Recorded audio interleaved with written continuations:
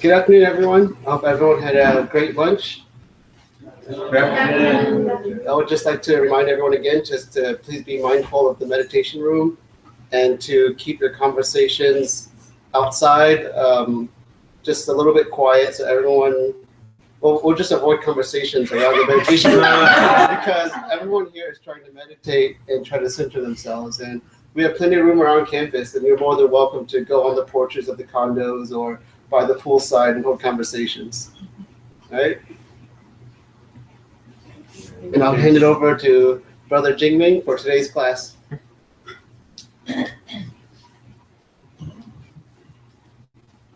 Good afternoon, brothers and sisters. Good afternoon. Can you hear me okay back there? Yes. Okay. Well, my name is Jingming. I'm from Southern California. And as you know, it's all yellow there, no water. And we're supposed to water our lawn only once a week.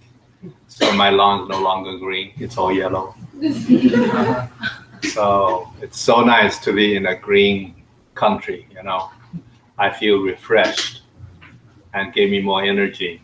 Otherwise, I feel like dehydrated. Today's subject I was assigned to by Kiki was how to harmonize with everyday life. So let's find out what are some of the everyday life. We eat, we walk, we sleep, right? That's everyday life, right? And once we contact the external world, we become angry, we become happy, right? Or become disappointed and the rest of the good stuff. So that's everyday life. And then the second thing we need to interrogate is why do we need to harmonize? Is there a reason we need to harmonize? There's some physical evidence that we need to harmonize. And then third, do we have the capacity to harmonize? Do we have the ability? Can we really harmonize? How well can we harmonize? So when I was given, assigned this particular subject, those are the three things come to my mind. So before we go on, I have a question. How many of you believe in your present life, you are more than 50% harmonizing with every daily life issues? Please raise your hand. 1, 2. Okay, less than half. Now, how many of you believe in everyday life you are harmonizing less than 50%? Majority. Okay, well, now let's see after this half an hour talk, and whether you change your mind or not. Okay. My job is pointing the way, and your job is to walk it. So now let's talk about walking. When we walk, do we just walk, or do we think about, is it left step now, right step now, or is it 2.5 feet right step, or 3 feet, I'll walk a little bit faster? Do we need to do that? We don't, right? Right walking is automatic, right?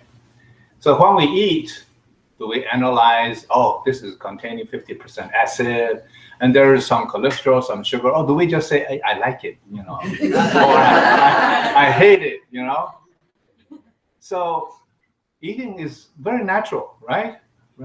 And walking is very natural. It's effortless. We don't even need to use our mental capacity. Is that correct?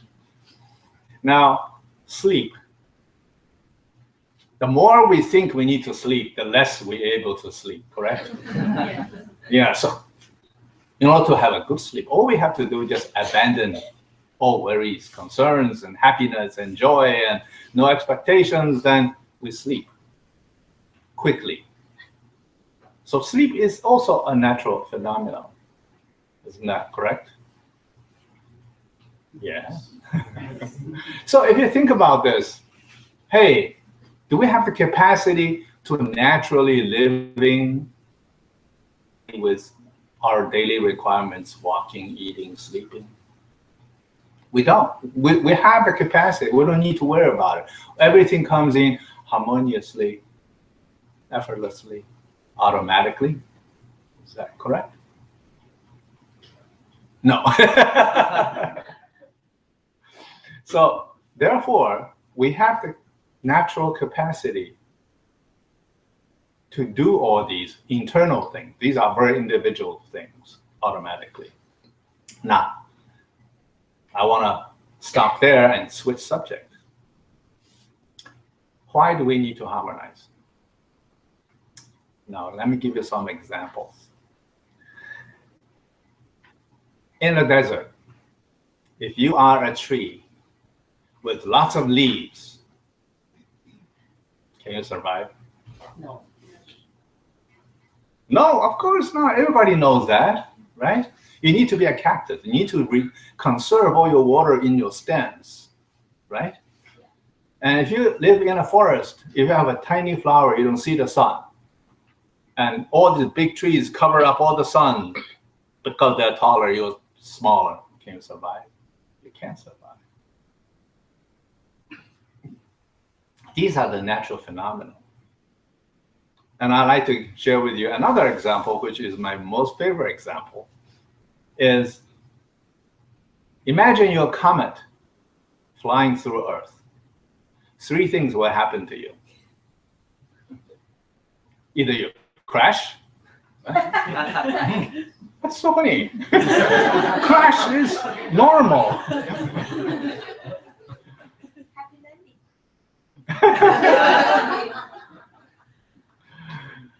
Or you run around Earth and bounce off to another happy planet. Right? option is you coming at the exact moment, at the exact trajectory, you become a second moon. Is that possible? Physics, right? So meaning that second moon is harmonized with the law of gravity. So only way for you to avoid crashing or bounced off to Neverland is harmonizing with the trajectory and the requirement of Earth. That makes sense? Now let's take the same scenario applying to an office job. You are a new employee. You don't know the corporate culture. You don't know who is who's manipulating what. Unless you harmonize with the corporate culture, you either will never be promoted or you'll be fired with no time. That makes sense? Applying the same scenario to a family. If you're the third person, do you want to be the second moon or crash or bounce off? So these few samples sort of giving us a theory that we really need to harmonize with nature, with the law of physics. And we're all basically influenced by all these. You know, in nature, we're influenced by the water, by the sun, by the air. And in the galaxy, we're influenced by various forces.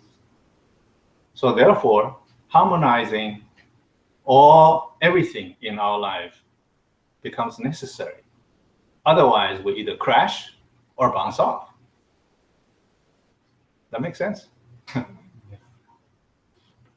Now, since I illustrated earlier, we do have the capacity to harmonize automatically, but how come we're not happy? How come we feel we're suffering? How come we don't get what we want? The answer is very simple. We're not harmonizing. Okay? Now, what's the difference between sleep and walking and eating? Or even, let's say, music. When you hear music, do you use your mental capacity to say, oh, that's a C sharp? You know, that's a... We don't. We just automatically hear the music. We love it. When we do sports, how many of you are golfers here? Oh, a handful. Okay, I must share a golf story so that we have more golfers in the room. When we putt, the general rule is you look at that slope, because as most of you don't know, the golf putting green is never flat. It's always have some slope. Okay, so in order to go into the hole, you have to follow the slope at the right angle and at the right force. So the general way that we putt is line up that angle and then use our muscle memory, try to simulate how much we need to putt, how much power we need to go through our muscle. After 2, 3 couple of practice, and then go repeat with the muscle. You know what? That's a lousy putt. What I discovered the most effective putting is not using our muscle to memory, but use our awareness, use our intuition, using our mental capacity to harmonize with the situation. All I have to do is sit there quiet for a couple seconds and feel exactly how much power I need to put it, and just line up the angle. Because you see, even if the angle is right, but if you have too much force, it will go over the trajectory. If it's not enough force, it's still not going to fall into the cup. You have to have the exactly right amount of force. So therefore, what I did after learning this hard time practice, I just stop and focus and feel how much I need to apply. And then I just go, then I go right into the cup.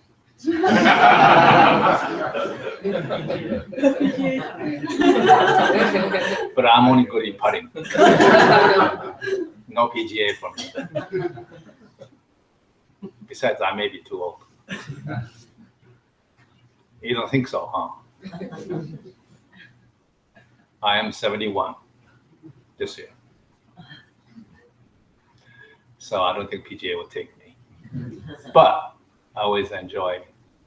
And same thing with Steve Curry. How many of you know Steve Curry? Oh, good, we got more NBA fans. See, if you look at Steve Curry when he shoots the ball, does he actually stop and calibrate and think how much power I need to use?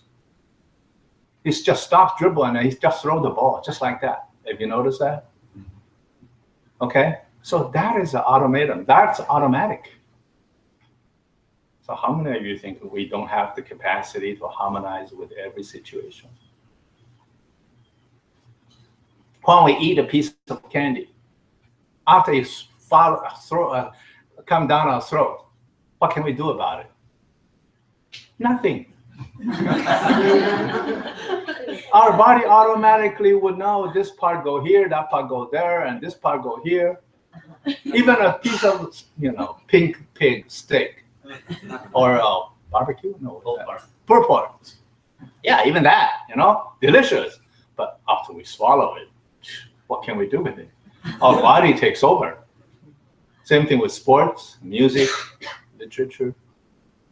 My talk, same thing. Once you hear it, it's gone.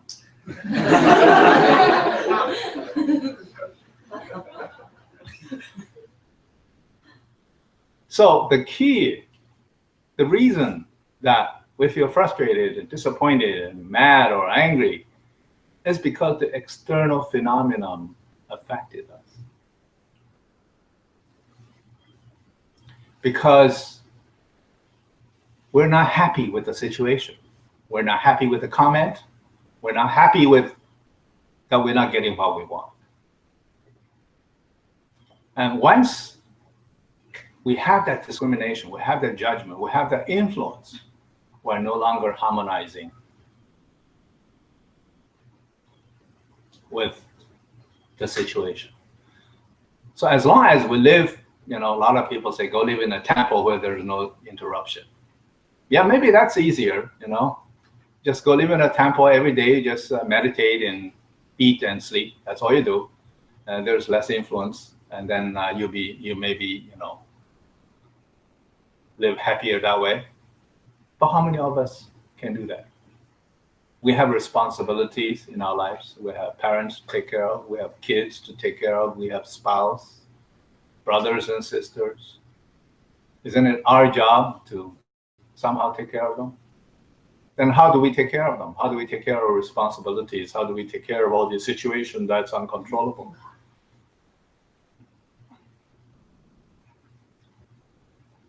The first thing is get rid of our ego. Of course, that's easy to say. My father is a ferocious, angry person.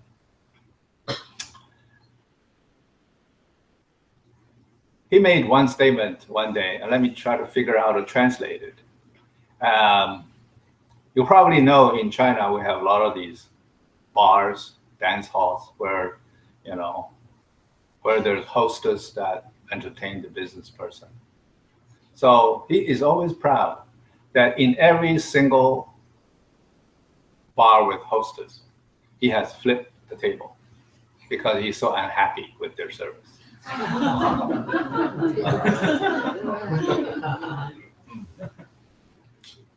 And if you check my dear wife, Emily, sitting right over there, she will share with you another story. That is, when my father is angry at the comment you make, he will throw down his teacups on the table and crash it. And he did that to every single daughter-in-law he had, except Emily.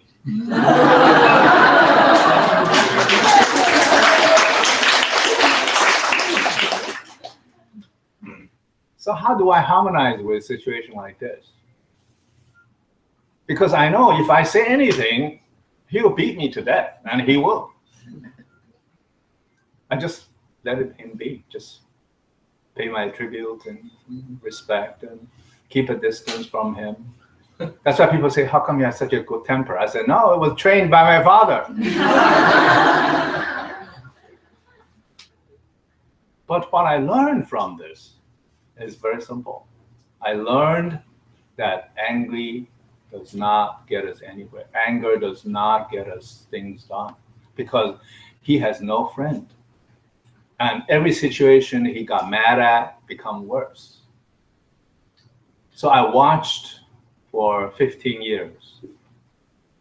And then I was sent away. I was so happy I was away into a Catholic school. But I learned from childhood that anger does not do anything for anybody. So therefore, during those 15 years, I have no ego. I'm not me. I don't have any expectation. I don't have any desire. I don't have any power to do anything. I'm just a nobody. Because once I become somebody, I'll be beat to death.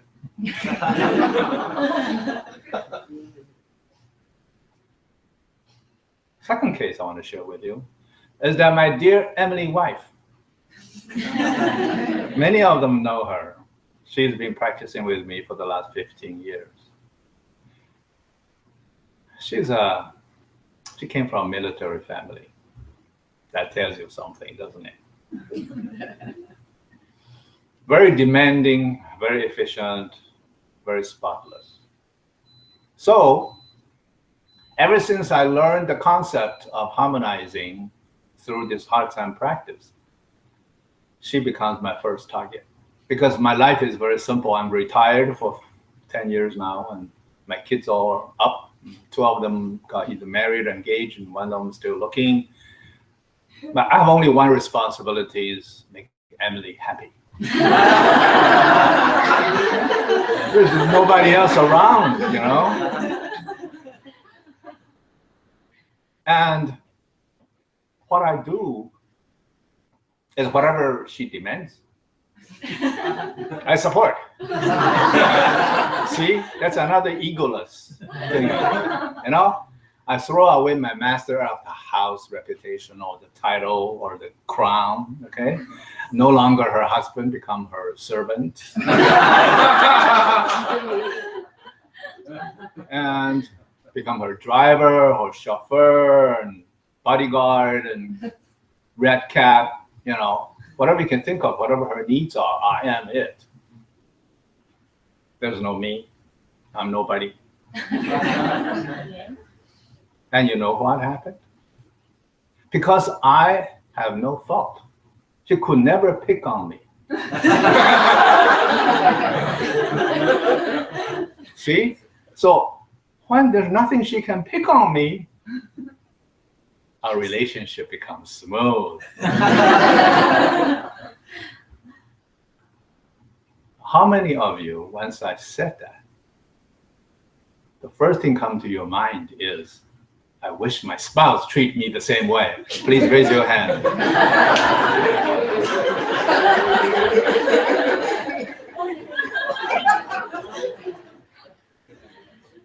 And you know what? That's the wrong notion. Because in the hard time practice, the first notion come to your mind is, I will treat my spouse the same way, instead of wishing that your spouse treat you the same way. Because once you have that notion, your ego is in play. Saying your spouse.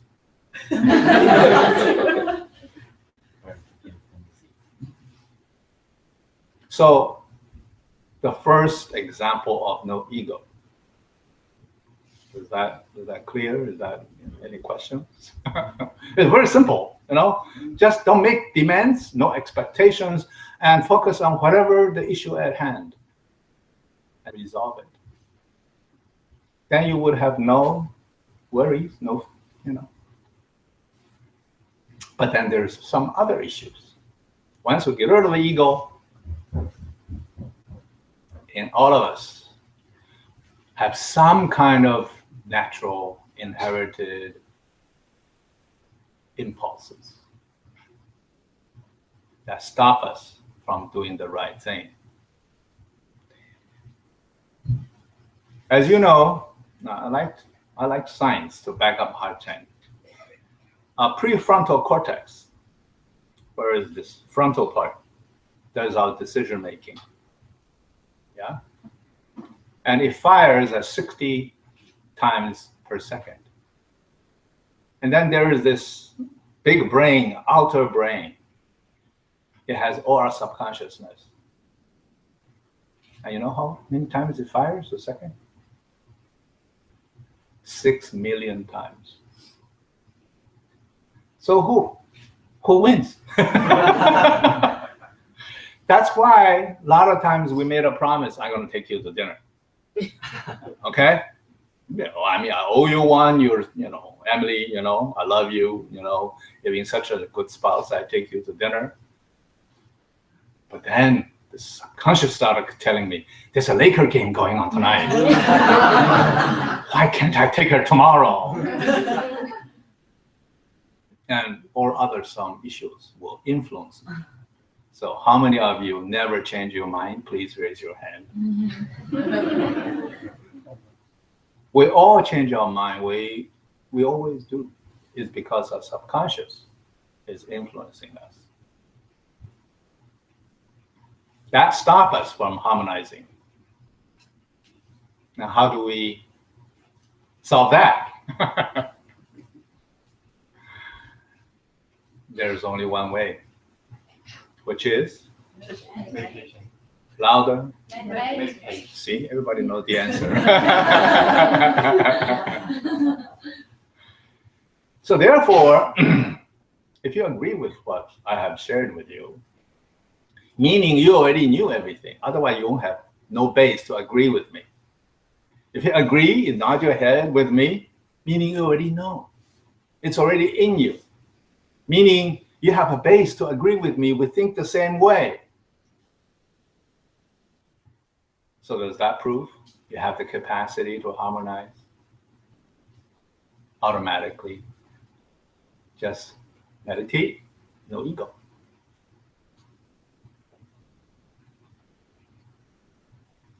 It's very simple. And I guess even before the class, you probably thought of the answer. Because this is what Hatsan is about. Any questions so far? Any suggestions? Any other issues?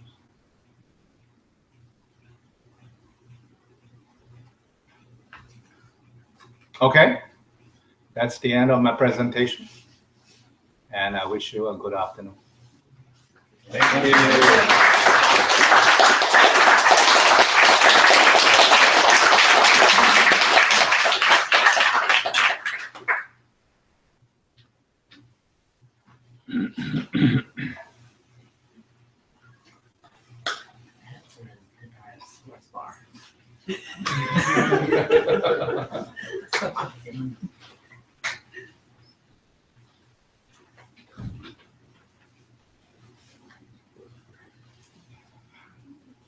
Sometimes might spoil people, and that's not why, not necessarily be the best thing for them.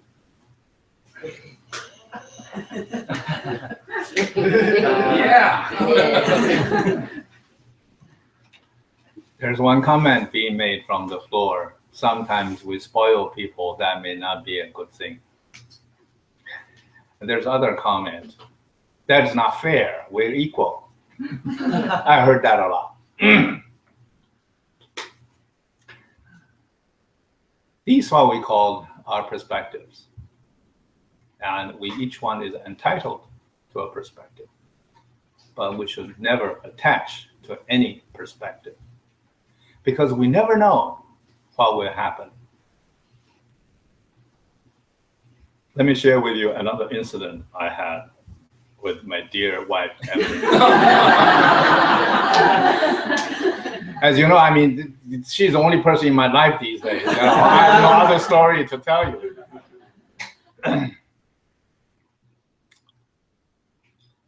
I think it was the third year in my practice, or the second year in my practice. our Shifu telling us that we need to purify, we need to have wisdom, we need to fulfill, and then we'll be enlightened. So to me, purify our body, mind, and spirit. I don't know when I'll ever be able to 100% complete that. Wisdom, I look at myself, I don't think I have any wisdom. But fulfillment is action. I should be able to do something. Even though without wisdom, you can't really deliver and solve anything major, but I can try little things. So I said, what should I do?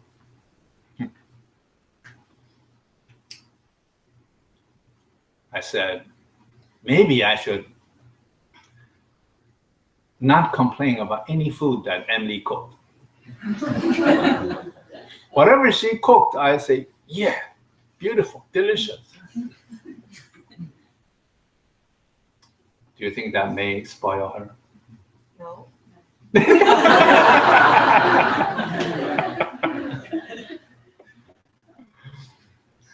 The trouble is, I grew up with a Shanghai mother. And as you know, Shanghai cooking is lots of soy sauce, lots of sugar, lots of lard, meaning oily, very rich in taste. But my dear wife, Emily, is a health nut. You already can guess what's going to happen to the food she cooks. Low salt, low oil, no soy sauce, and low taste. Beautiful explanations.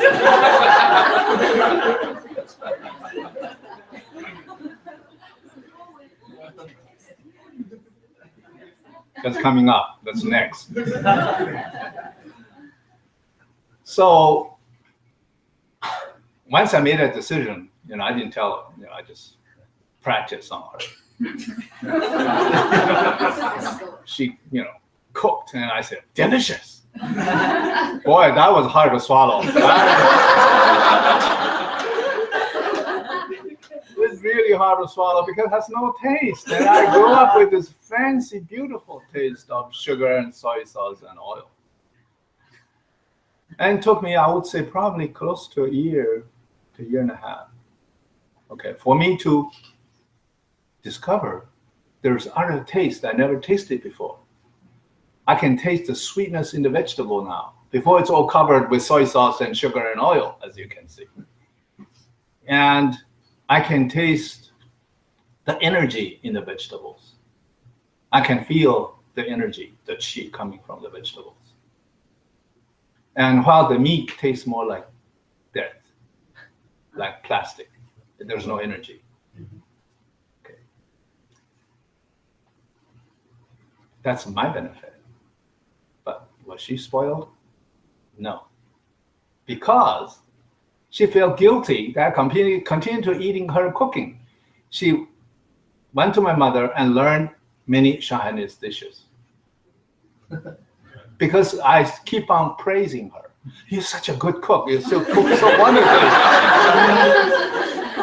And she knows she's inadequate. I mean, she doesn't know any Shanghai dishes. She knew that's how I was growing up. And so she reciprocated in order to keep her crown of the best cook in the house. So my personal experience is that if we continue to spoil the person, someday she'll wake up.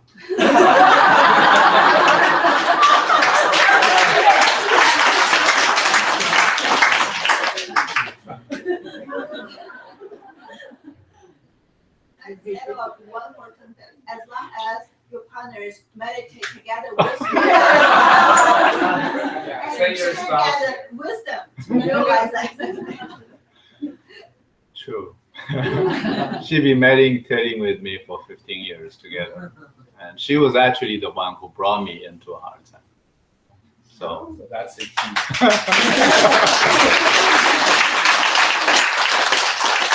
yes, sir.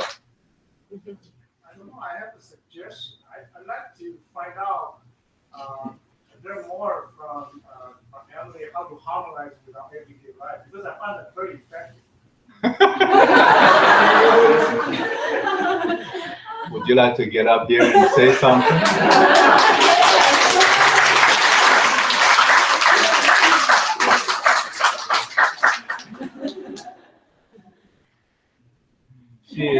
She is the most supportive person that I know, and she always hide behind my shadows. But she's smart, capable, efficient, demanding, yes, but very loving. So I owe her a lot, and I never imagined that at the end of my life I would be with such a woman. I always telling her that. I said, I never imagined at the end of my journey I'd be with you. It was to me a pure surprise.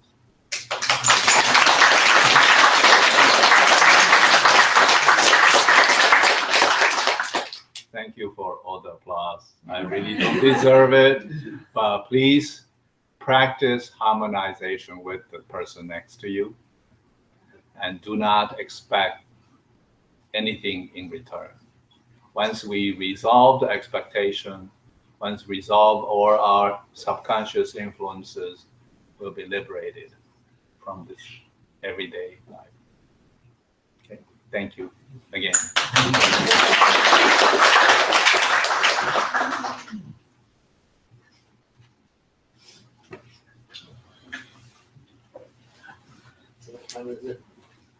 So right now is meditation practice. So feel free to stay around and practice meditation, or you're free to go out to any of the outdoor areas of practice. And again, as a reminder, please hold conversations away from the meditation room so everyone that stays can rest and relax and have a peaceful meditation. Thank you. Thank you. Thank you. Thank